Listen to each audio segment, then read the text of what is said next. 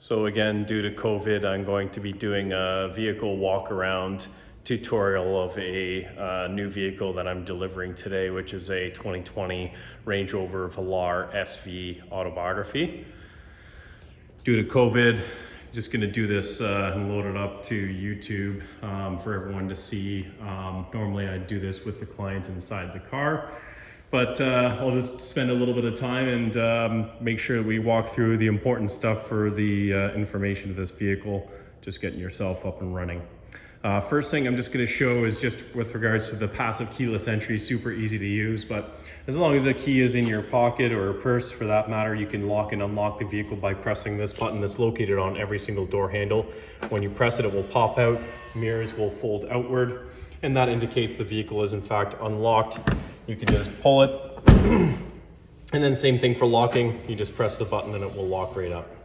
Super easy. Just gonna hop in the vehicle and do some of the feature walkthrough here. That's important just to get everything set up as per your preferences. So I'm just gonna start up the car here. Just gonna lower down the seat a little bit here so that we're all good. Okay, so first thing I'm going to show you over here is the child door lock system. Now when this light is on, that will disengage the use of the rear doors from the inside and the rear windows from the inside there as well. You can still control them from the front though. Exterior mirror adjustment, left joystick, right joystick. If you press these two buttons simultaneously, they will power fold the mirrors if you're going through like a tight garage or something like this. Memory position seating. So once you set the seat, the steering column adjustment, which is just right here, it's just a little knob on the right side. You move it forward, backward, up, down, just like so. And the exterior mirrors, once they're adjusted to the preference that you need, then just press M and then 1, and on your dash it'll say memory 1 setting saved. So you're in good shape to recall that at any time just by pressing the number. Blind spot monitor system, you'll see this tiny little light that's in the mirror that's telling you that the system's temporarily off because the vehicle is not in motion right now. So once you drive the vehicle north of 20 kilometers an hour, that little tiny light will go off, and that tells you the system is actually engaged. When someone's in your blind spot, it'll be illuminated. When you see it rapidly flashing, that means that someone's close, but they're not quite in your blind spot, so it's still not safe to change lanes. Just going to walk through the steering wheel adjustments here as well. So first thing I'm going to show you is a button that has a number of different features involved with it, which is this guy right here, the menu button. So when I press this, you'll see it pops up on here. You'll see the first thing there is trip, which I'm just going to zoom in a little bit here so we can see a little bit more detail. So trip bank and content. So basically what you have there is your trip distance and fuel efficiency for trip A and trip B. I'm just going to press right arrow on the left side of the steering wheel here and go to the next menu. So first thing down there is the info panel. That's actually controlling this middle display here with whatever you wish. So let's say I want to have the map in there. I will press left and go back one menu, and now I'm going to press up and I will close the menu. Once I press it up twice, it'll close it. Now I've got the menu in the middle between those two gauges for quicker viewing as opposed to looking to the right for the navigation. Next thing over is your display layout. So you can customize this entire display. So instead of just having the nav in the middle, you can actually have that as a full map. So now, when I zoom out, you can see now I'm just going to press left and close this side menu. I'm going to press up twice and close that. And then you'll see here now I've got the full map and I've got the pertinent driving information just down at the bottom there. You can fiddle around with a number of different displays. I won't go through all of them, but you can certainly switch that around with whatever you prefer. What I'm going to do right now is change it for the traditional 2-dial layout. So next I'm going to show you the units. That's just pertaining to your speedometer, miles and kilometers, trip distance, so kilometers and miles, and pressure. You can have PSI or different displays for your tire pressure, temperatures, Celsius and Fahrenheit, this kind of thing. And then off-road information is checked off. That's just for the navigation. And then language, you can have a selection there as well. Now I'll just go over to the next item, which is, I guess we're done with that one. If I go back to the top here, go to the right, now we will configure the head-up display. So kind of hard to see right now, but the head-up display is on. I don't know if that's actually going to come through the camera there. Oh, there it is. So you can see the speed limit of the road that we're on, and you can see that we're currently going 0 kilometers an hour, and we are in the park position in full color. So now if we want to adjust anything in regards to that, we have that option. So you'll see here it says brightness. So now if I go into that, you can press up and down and you can make it brighter or dimmer with whatever you prefer. Same with the position. So if you would rather have it tilted up, tilted down, whatever you prefer, then it will change accordingly. HUD content is all the content that's displayed there. One really handy one I find is this phone one. So when you press that, when you receive an incoming phone call, what will happen is it will show you the name of the contact that's calling you. I go up to the very top here, the next one over, that would be vehicle settings. So security features, audible lock warning is on, 2-stage unlocking is on as well. Audible lock warning, it will have the vehicle just beep twice if you leave one of the doors partially latched, or if you leave one of the keys inside the car and you're trying to lock it from the outside. 2-stage unlocking is pertaining to the passive keyless entry. So when you press the button on the door handle, you can have just the driver's door unlock or all the doors unlock right away. So 2-stage selected right now means that just the driver's door will unlock first, then subsequently afterwards the rest of the doors will unlock after that. If I disengage that, now it'll just do all the doors right away. Driveway locking, you can set the speed that the vehicle locks all the doors. Right now we're set for 8 kilometers an hour. Go back up to the top. And exterior lighting, so we have auto high beam that's available there as well. So when you're driving in a really dark lit area, you can have the high beams automatically go on and off depending on light conditions. High beam information, if we go into that, you can test the auto high beam. And then next one down here is the driving on left or right. Obviously we drive on the right side of the road here in Canada. And headlight delay, when you shut off the vehicle, you can have a certain amount of time that the headlights will stay on, so it's selected for 30 seconds by default. Next one down there is convenience, so I'll just select that one. So reverse dip mirrors, the feature when you put the car in reverse, you can have the exterior mirrors tilt downward so that you can see closely where the parking lines are. Really handy if you're a reverse parker. And then window global open and close, those are both off. But on the key fob, if you press and hold the unlock button for 5 seconds, that'll unlock all the doors, or sorry, put down all the windows. If you press and hold the lock button, it'll put up all the windows on the vehicle. Auto access height is a feature where once you put the car in park after a journey and you shut off the vehicle and you go to get out, it will automatically lower down the vehicle by 2 inches to make it easier to get in and out of the vehicle. Wiper settings, so you have auto wipe engaged, that's just for the automatic rain sensing wipers. And winter wiper park, if you leave the winter wiper park on, that'll prop up the windshield wipers on the middle of the windshield so you can remove them off in case of heavy snowfall. Gear shift paddles, so the paddle shifters on the left and on the right over here, those ones can be configured in one of 2 different ways. You can have them active in drive and sport mode, or sport mode only. So the reason why this feature exists is because sometimes people that don't want the manual shifting mode, when they're turning the steering wheel, they will accidentally hit the paddle shifter, and then all of a sudden they're in a manual shifting mode and they didn't intend to be. So I will put it for S only, but yeah, you can switch that whenever you want. Next one up over here is vehicle information. Show warnings, that will show what the detail is if a check engine light is on. So gives you the reason why the check engine light's on. Tire information is just going to show you the tire specs and then the tire pressure, oil level, last time the alarm went off. Next one over is the audio system. You can control that from here, or the upper or lower touchscreen as well. And driver assistance, so this is all your safety features. So collision avoidance, forward alert. When you're driving and someone abruptly slows down in front of you and you don't press the brakes in time, it'll start to beep and flash at you to warn you. You have 3 different levels of sensitivity for that: normal, medium, and high.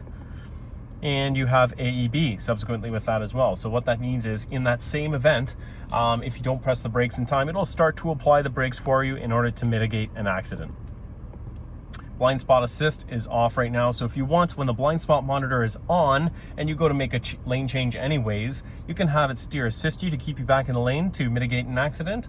or you can have it alert you. So you can have it basically beep at you in the event that you're basically making a lane change that doesn't make sense. So you can choose that if you wish. Down here, cross traffic monitor, we have forward and reverse. So when you're backing up and there's cross traffic behind you, or if you're going forward and there's cross traffic in front of you, you can have the vehicle warn you. Really handy if you're backing up out of a busy like mall parking lot, for example.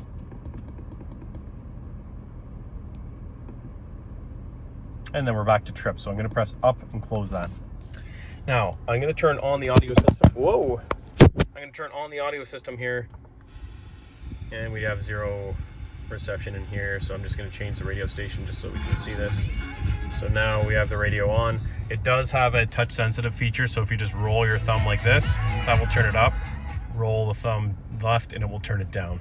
Just wanted to show you that real quick. Otherwise, the power and volume you can control from there as well. Track and tuning, left and right, and then volume, if you want to just manually press it up and down, you can do that as well. This little diamond button, when I press that, you'll see on here it says short press and long press select function. So you can select anything from here just in regards to different functions that you wish. Anything on this list you can select, and then when you press that diamond button once, then it will do whatever you wish. When you press and hold it, it will do a different feature. This is for your Bluetooth to pick up and hang up phone calls. This is for your voice command, which will not control navigation, but it will control audio and Bluetooth features as well. When you have your phone plugged in with Apple CarPlay or Android Auto, it'll do the Siri if you press and hold that same voice command button as well. On the right side, we have the adaptive cruise control features. So when you're on the highway and you want to set the adaptive cruise, you simply press set once. You'll see it displayed on the dash there with what speed you have selected, and you can increase the speed by tapping plus or decrease it by pressing minus. This here will shorten the distance between you and the vehicle in front of you, and this one will lengthen it. So if they abruptly slow down, the vehicle will slow down accordingly automatically without you pressing the brake or gas or anything. Really handy safety feature. This is lane departure warning. You can have that set up to vibrate, or you can have it steer assist you under the driver assistance settings from this menu button right here. So you can select that in one of 2 different ways. But when this is lit up in orange, you'll see this little guy right down here, and that's showing you that the lane is trying to be detected, and once it has been found, those little lines indicating the lane will illuminate in green, and then it will activate the steering assist or vibrate accordingly once it's successfully found the lane. Is a speed limiter function. So if I press this and then I press the set button, now on the dash in this orange over here, you will see I have programmed the vehicle to not exceed 46 kilometers an hour. It's like an electronic governor that you can use on the vehicle. So I'll press limit again, that will shut it off. This is heated steering wheel, and that's cancel for the cruise control. I'll just turn off the lane departure warning as well. Moving over to the touchscreen here. Left side for navigation. I don't have the in control set up right now, so we're just going to scroll down to the bottom and turn on all the features. And you'll see on the left side over here it says petrol stations. You can find nearest gas stations and turn on my commute. This button here is actually really cool because when you leave your house in the morning and you drive to work, you can activate that so it knows your normal drive to work. Once you've driven there, it knows your kind of route. And so when you get up in the morning and you go to drive to work, it'll illuminate right on there and tell you exactly how long it will take to get to work, and then warn you if there's any accidents on the way. If you want more detail on the map, just tap the map. You can pinch and zoom like normal and zoom in, get a little bit more detail if you wish, like so. If I press this back button, that will pull up the side menu again. And if I press these 6 boxes, that'll give us the option to put in a destination. So if I press search, I can type in the address here, but I actually like to press this little guy over here, and I'll tell you why. When I start typing in something here, this will automatically populate what I'm typing in. So if I start typing Oakville, you'll see it kind of fills it in. I press search, and then you select it from the list. Makes it a little bit quicker to put in destinations. Once I start typing in the name of the street, does the exact same thing too. I'll press search, select it from the list, and then the number as well.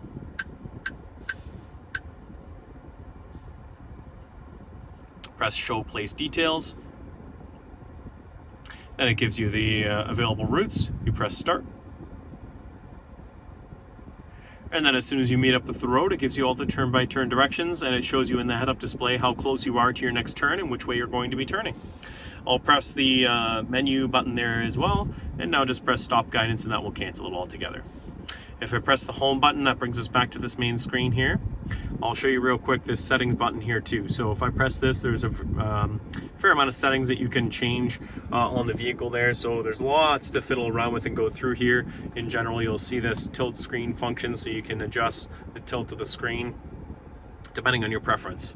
This auto light for the screen, you can have it go light during the day and dark at night. It's dark because we're indoors right now, but if I press the dark, that'll keep it always dark. That seems to have a better visual appeal in general.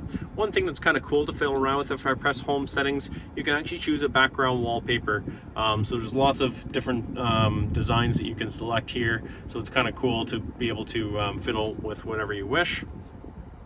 And then it changes the background accordingly.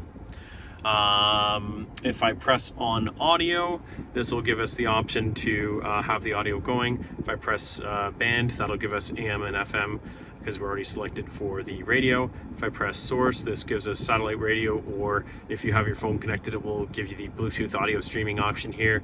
And then if your phone is connected with a cord to the USB residing inside the center armrest here, if I just open up this guy here, you'll see there's actually what's over there, 2 USBs and then a micro SIM card there as well. So those 2 USBs, if you plug your phone in there, it'll do Apple CarPlay or Android Auto, and you'll have that option under source there as well. Phone, I can't do it because I'm recording this with my phone, but it's a super easy process. If you go into the settings on your phone, it will all of a sudden say Range Rover Velar on there. You select that. Then on the screen it says, does this number match on your phone? You press yes, and then you press pair on your phone, and it will be automatically connected. It's super easy to connect your phone. The clock right now is showing in 24 hours. I'm going to change that for you. So if I go into settings, then I will press all settings, and I'll go into general, time and date, and switch it to 12. There we go. Whoops. Now we're back to home there. So moving to the lower touchscreen, if we want to adjust anything there with the climate, I'm just going to tap on this guy over here, and if we want to adjust which vents are being used, then we can select and deselect any of these guys here. This little button here is the cabin air ionization feature. So what that's doing when it's on, now I've turned it off, but it will draw the air from the inside of the vehicle, it will ionize it and put it back into the vehicle. So you can have that on or off if you want to purify the air. The seats, if I tap on this guy here, you have heating and cooling. You also have massage because this is an autobiography. They will come with that. So if I turn this on and then I tap the backrest, there's a number of different types of massage that you can have, and you can also change the intensity of the massage that's available there as well, just by turning it left and right like so. But if I press back to the heating and cooling, you can activate that as well. Just down here you'll see this. Now I'm turning it to cool. It's on 3 different levels, and then turn it to the right for heating, just like so.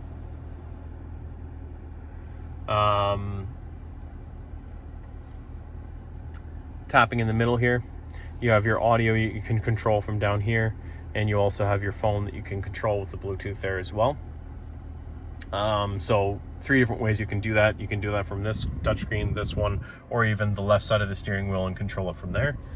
And then if I tap on vehicle, this is all your different driving modes that are available.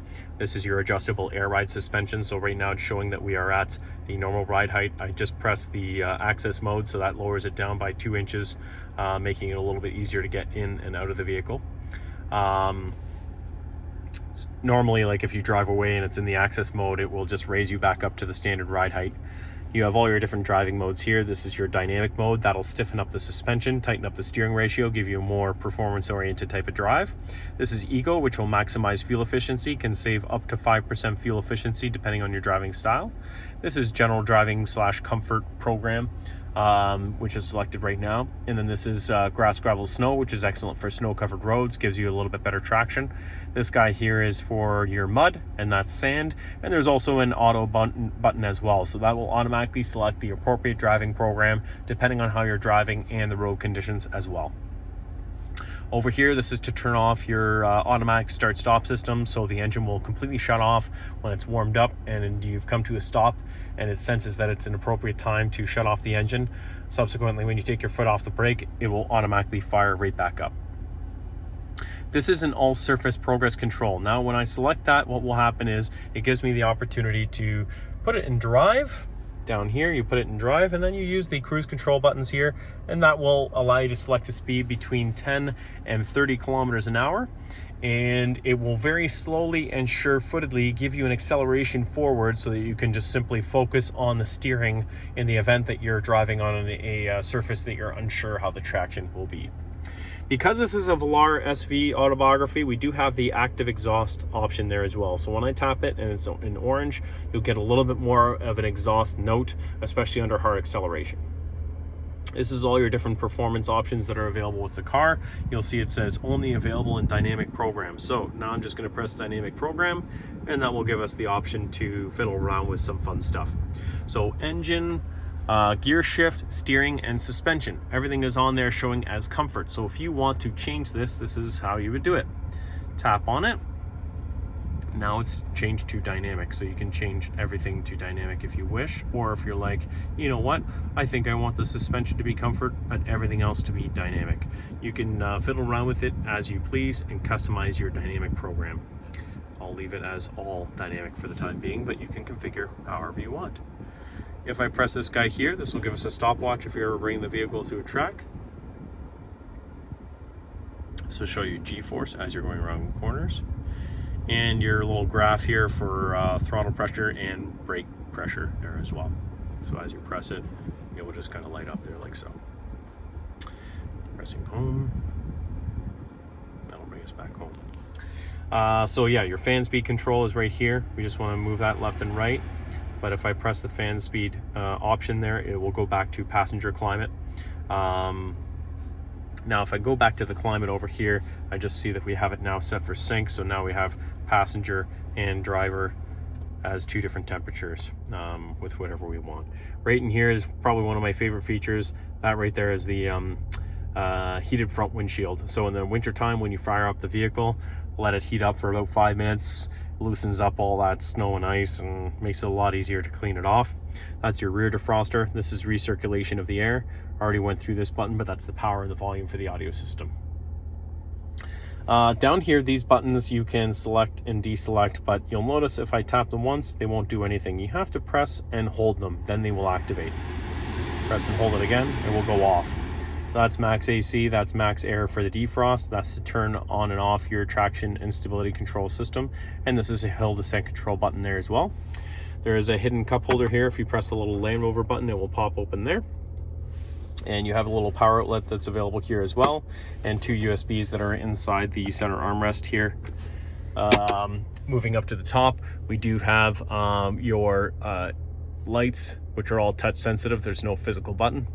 And this right here is your sunshade. So when we tap that, opens up the sunshade automatically. And this is to open and close your sunroof. Now, for the in-control system, once your in-control system is fully set up, this little SOS button will instantly connect you with Land Rover Roadside. So it's a very handy feature. If you get into an accident, you blow a tire, run out of gas, press that, and in about 10 seconds, you'll be answered by a Land Rover Roadside representative, and they talk to you through a separate telephone system. If you get into a serious accident and the airbag goes off, then what will happen is a call will be routed to the vehicle automatically to see if you're okay and send help accordingly. That was just a very quick tutorial. There's obviously a ton more to talk about with this incredible vehicle. So if anyone has any questions, feel free to reach out to me directly, but thank you so much for watching. Have a great day.